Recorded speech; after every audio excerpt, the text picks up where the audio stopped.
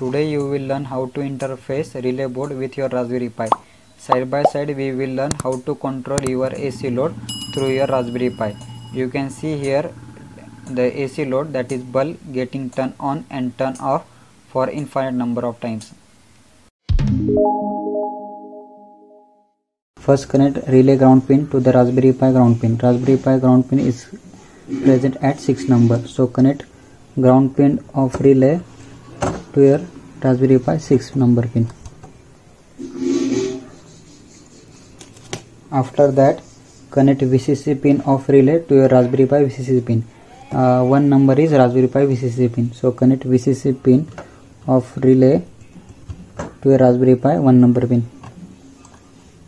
After that, connect any one of relay pin, that is IN1. Let's consider IN1 to Raspberry Pi GPIO pin. In this project we consider 7 number pin as GPIO. So connect this pin to the 7 number. Now next point is to connect your bulb with your relay board. Bulb folder has 2 pins. If you see here, bulb folder has 2 pins, one positive and negative. Then this positive and negative gets connected to your 2 pin connector pin.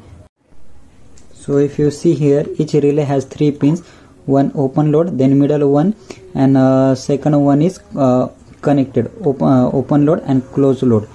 So if you want to control your bulb or any AC load with your Raspberry Pi, you need open load and middle one pin. So your bulb has 2 pins, one positive and one negative. You can cut any one of this pin so that you will get 2 pins.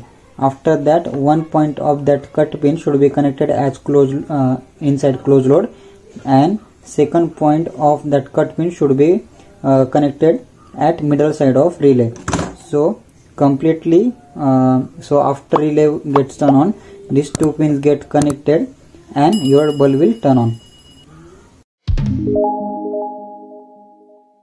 So if you want to create a new program into Raspberry Pi, go to the Raspberry Pi, then programming, then Python 2. Here you go to the file, then new file. Here you can create your own program. So I will open my program first. So let's see importance of each and every line from this program. So first line is import Raspberry Pi.gpio as GPIO. So if you want to access any GPIO pin from Raspberry Pi, you need this GPIO library. Then import time. So if you want to create any time delay between your program, you need time library. Then GPIO.setMode GPIO board. So Raspberry Pi can work as a 2 method, as a Raspberry Pi board or Raspberry Pi BCM chip. So if you want to use as a Raspberry Pi complete board, you can use this line. Then GPIO.set warning to the false.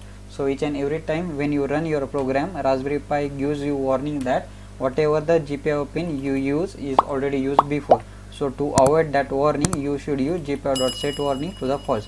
Then relay number is equal to 7. We have connected our relay pin to 7 number, so that we have declared here.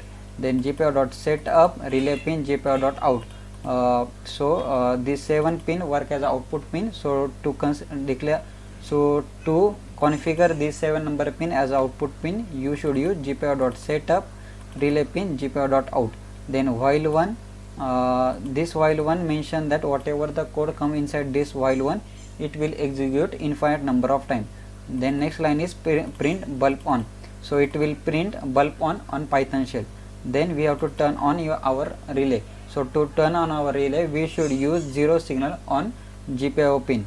So GPIO 7 number pin, because our relay module work on a active low logic. So when you send 0 signal on 7 number pin, it will turn on our relay, and when you send 1 high signal on relay pin, it will turn off our relay. So to turn on our relay, we should use GPIO.output relay pin GPIO.low.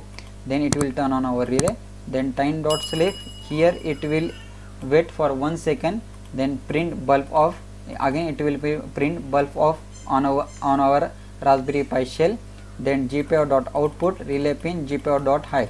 So to turn off our relay, we have to send high signal on relay pin.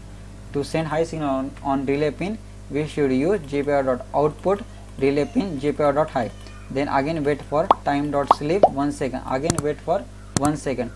To run this program, go to the run and run module. So it will first print bulb on, then bulb on.